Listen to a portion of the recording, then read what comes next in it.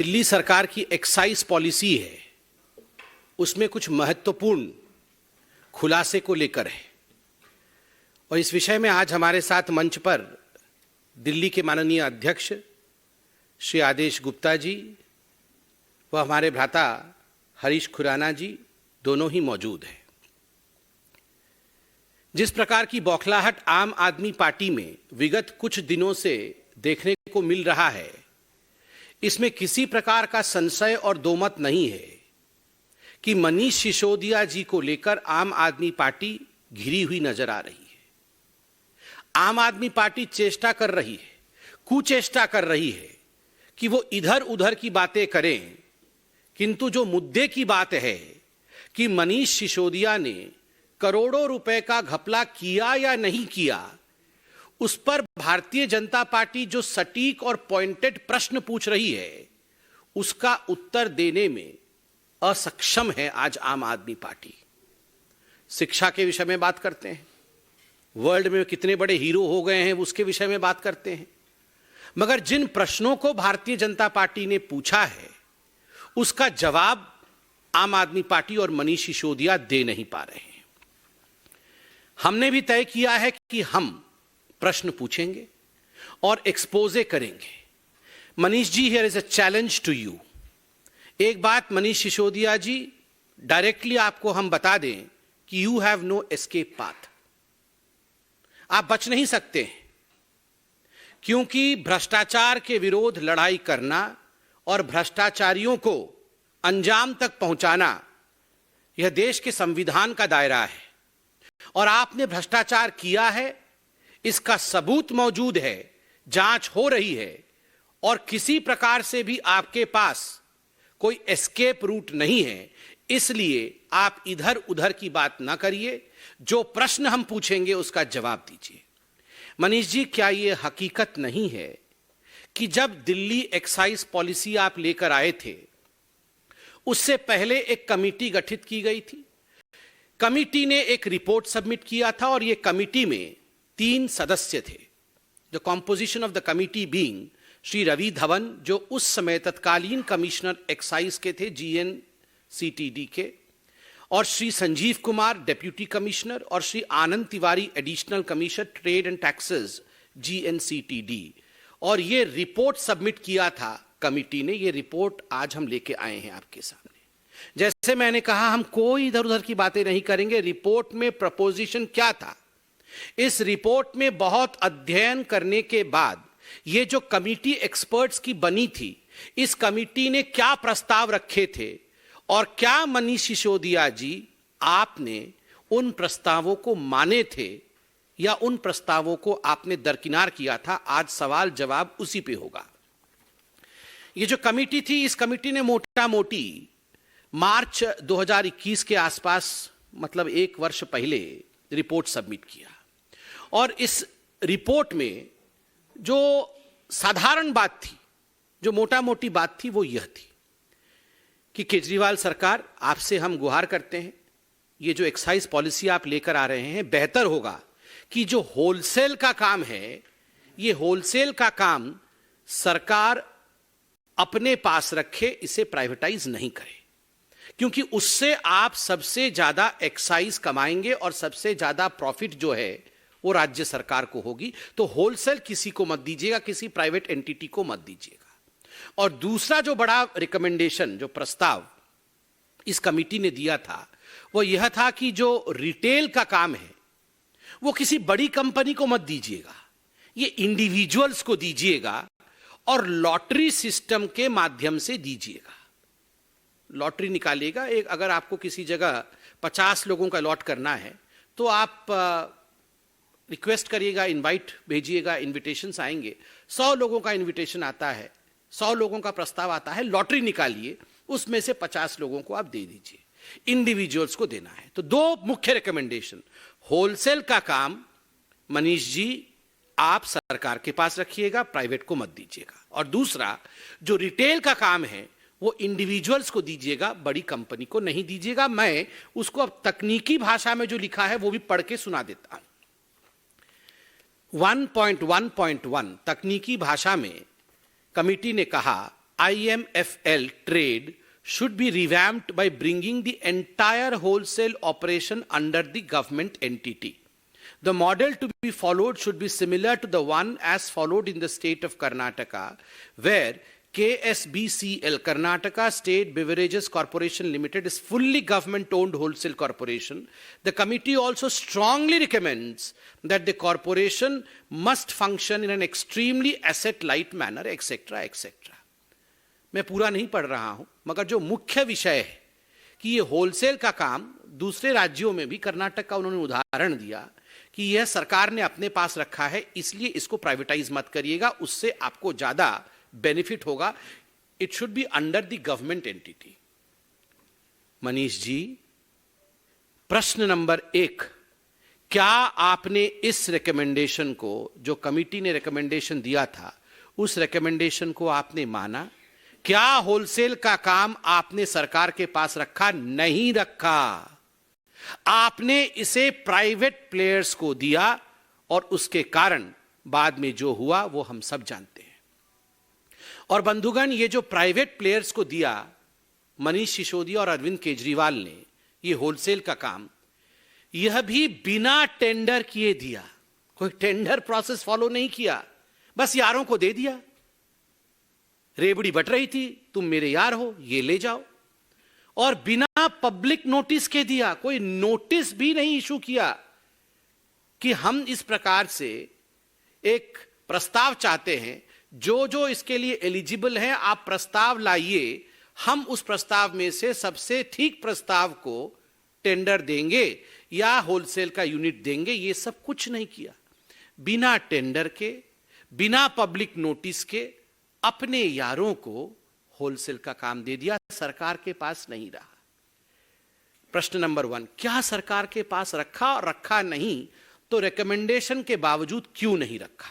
दूसरा, जो दूसरा रिकमेंडेशन था वो रिटेल को लेकर था. जैसे मैंने आपको बताया था, उन्होंने कहा था रिटेल का काम बड़ी बड़ी कंपनियों को नहीं देके इंडिविजुअल्स को देना है और लॉटरी के माध्यम से देना है. इसमें बड़े अच्छे तरीके से उन्होंने समझाया है 1.3.1 में.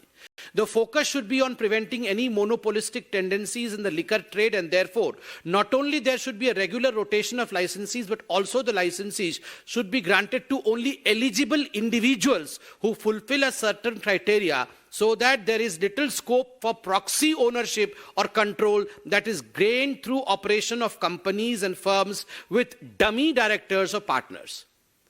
बड़े स्पष्ट रूप से उन्होंने कहा कि अगर आप इंडिविजुअल्स को देते हैं तो यह फायदा है, इंडिविजुअल्स को नहीं देकर बड़ी कंपनी को देंगे तो क्या नुकसान है, यह भी कमिटी ने कहा. कमिटी ने क्या कहा?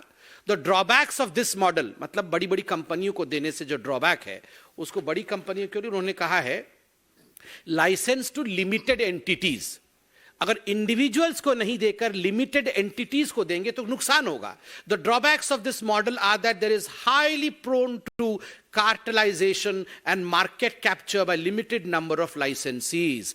कार्टेलाइजेशन हो जाएगा, करप्ट लोगों का ग्रुप बन जाएगा और मार्केट कैप्चर हो जाएगा. इतना रिकमेंडेशन, क्लियर कट रिकमेंडेशन, इसमें किसी प्रकार की कोई एम्बिग्विटी नहीं है मनीष सिसोदिया जी. उसके बावजूद आपने इन रिकमेंडेशंस को दरकिनार किया और आपने शराब माफिया को, जिन्होंने कार्टेल बनाया, उन कार्टेल कंपनियों को आपने दिया, उन बड़ी कंपनियों को आपने दिया जो और manufacturers are not allowed into retail. जो मैन्युफैक्चरर्स हैं वो रिटेल में नहीं आ सकते हैं. आपने कमीशन लेके मैन्युफैक्चरर्स जो थे उनको रिटेल में लेके आके, इंडिविजुअल तो दूर, मैन्युफैक्चरर्स को भी इन्वॉल्व कर दिया. और तो और जो ब्लैक लिस्टेड कंपनियां थी उनको भी आप लेके आके इन्वॉल्व करते हैं. क्यों? क्योंकि मोटा माल मिला. पंजाब के चुनाव के समय मोटे माल की आवश्यकता थी. जिसने मोटा माल दिया, इस रिपोर्ट को दरकिनार करके मोटा माल जेब में और वेंड्स, अर्थात जो दुकानें होती हैं, जो शराब की दुकानें होती हैं, वो कार्टेल के पास. आप सोचिए, ओपन एंड शट केस है जी, कोई लंबा चौड़ा केस नहीं है. आज एक छोटा सा बच्चा भी समझ जाएगा कि अरविंद केजरीवाल जी और उनकी कंपनी ने किस प्रकार का घोटाला किया है, इसमें बहुत कुछ समझाने की आवश्यकता नहीं। आपने ये कमेटी क्यों बनाई थी?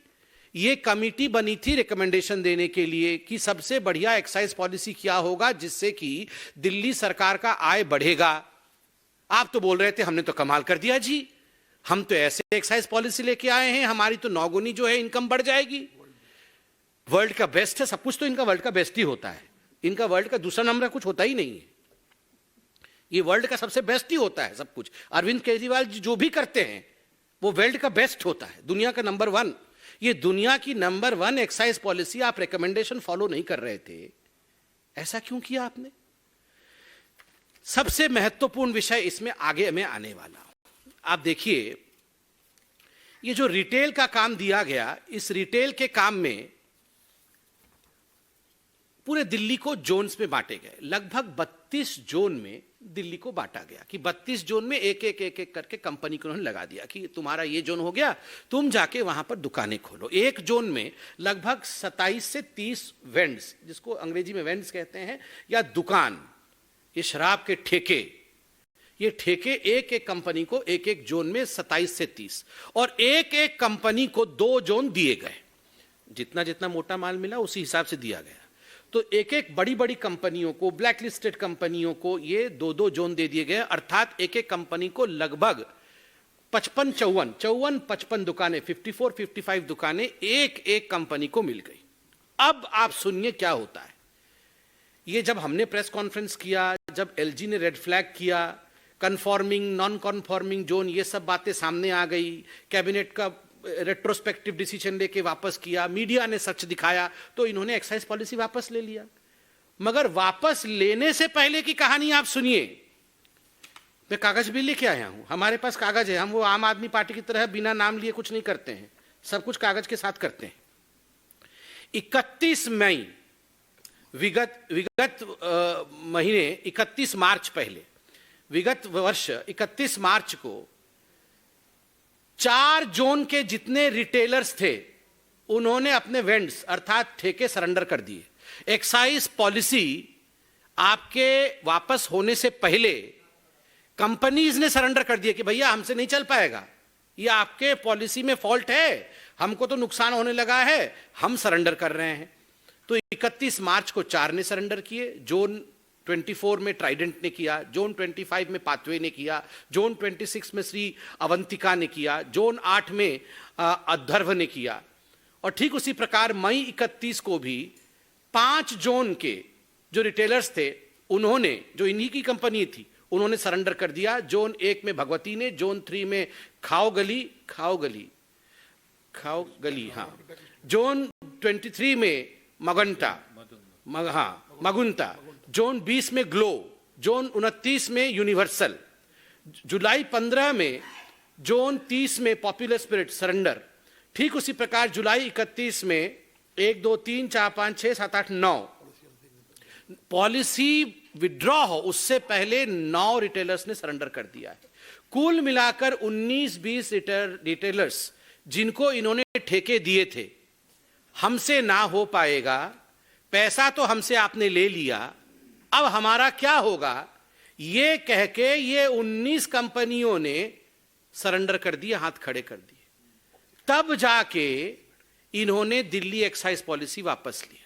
मतलब इनकी तो एक्साइज पॉलिसी पहले से ही बैठ गई थी। इनकी खुद की कंपनियां जिन्होंने इनको पैसे दिए थे, कमीशन दिए थे, वो तो खुद सरेंडर करके बैठे हुए। आप बताइए, 19 जोन के लोग सरेंडर कर रहे थे और मार्च के महीने से सरेंडर कर रहे थे। किस हिसाब से मनीष सिसोदिया और इनके तमाम लोग जो प्रेस कॉन्फ्रेंस कर रहे थे और कह रहे थे करोड़ों करोड़ों रुपए का नंबर 1 दुनिया का प्रॉफिट हमें हो रहा है, कैसे हो रहा था? आपके तो खुद के लोग यहां सरेंडर कर रहे हैं, एक्साइज पॉलिसी वापस लेने से पहले सरेंडर कर रहे हैं। मनीष जी, इसमें जो प्रश्न उठते हैं वो निम्नलिखित है। पहला प्रश्न है कि क्या यह हकीकत नहीं है कि एक कमेटी बनाई गई थी? पहला प्रश्न है, ये आवाज हुई, मनीष जी सुन रहे हैं। पहला प्रश्न है, कि क्या यह हकीकत नहीं है कि कमेटी बनी थी। दूसरा प्रश्न है, क्या यह हकीकत नहीं है कि होलसेल और रिटेल को लेकर कमेटी ने जो रिकमेंडेशन दिया, आपने उस रिकमेंडेशन को दरकिनार किया। तीसरा प्रश्न है, मनीष जी, आपने ये जो रिकमेंडेशंस थे उनको दरकिनार किसके कहने पर किया, क्यों किया? क्या यह हकीकत है कि मोटा माल कमाने के चक्कर में आपने इन रिकमेंडेशंस को दरकिनार किया? अंतिम, क्या यह हकीकत नहीं है कि दिल्ली एक्साइज पॉलिसी जो आपने विड्रॉ किया उससे पहले 19 रिटेलर्स ने सरेंडर किया था? और एक अंतिम प्रश्न जो बहुत महत्वपूर्ण है, आप लोग देखिए, ये जो जोन में डिस्ट्रीब्यूट हुआ, एक एक कंपनी को दो जोन में 54-55 ठेके मिले। एक जोन में लगभग मिनिमम 250 करोड़ रुपया का फायदा होता है, 250 करोड़ रुपए वहां से मिलते हैं। तो कुल मिलाकर के आपने ये जो 4 जोन है, तो 4 जोनों में 1000 करोड़ रुपए का एक तरह से इसमें पूरा घालमेल हो रहा था। आप मुझे ये बताइए, अगर 19 कंपनियों ने सरेंडर किया है, 5 जोन में किया है, तो आपको कायदे के हिसाब से जो H2 था, जो सेकंड बिडर था, उसको बुला लेना चाहिए था कि भैया H1 से नहीं हो पाया, उन्होंने सरेंडर कर दिया है, H2 आओ, आप संभाल लो। आपने H2 को क्यों नहीं बुलाया? आप H1 पे ही क्यों अटके रह गए? आप H1 पे और उसी कंपनी पे इसलिए अटके रह गए क्योंकि मोटा माल H1 से ही आया था।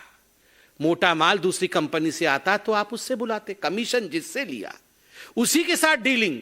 रूल को छज्जे पर रखा, जो H2 था उसको तुरंत बुलाना था, H2 को नहीं बुलाया। तो मैं from this high table of Bharatiya Janata party challenge mister Sisodia, immediately after this press conference you should hold a press conference and you should answer the 6 questions that we have asked you. जो 6 प्रश्न हमने पूछा है, सिसोदिया जी तुरंत एक प्रेस कॉन्फ्रेंस करके, इधर उधर की बात, आप वर्ल्ड के बेस्ट शिक्षा मंत्री हैं, मंगल ग्रह, सूर्य ग्रह, वो सब आपके अधीन आते हैं, वो सब अलग बात है, मगर आप एक्साइज मिनिस्टर के नाते क्या कर रहे थे उसका जवाब आप दीजिए, बिल्कुल पॉइंटेड जवाब दीजिए। और मैं आप लोगों से भी निवेदन करूंगा, पॉइंटेड प्रश्न पूछकर उनसे पॉइंटेड जवाब निकालिए, इधर उधर की बात करने से मना करिए उनको।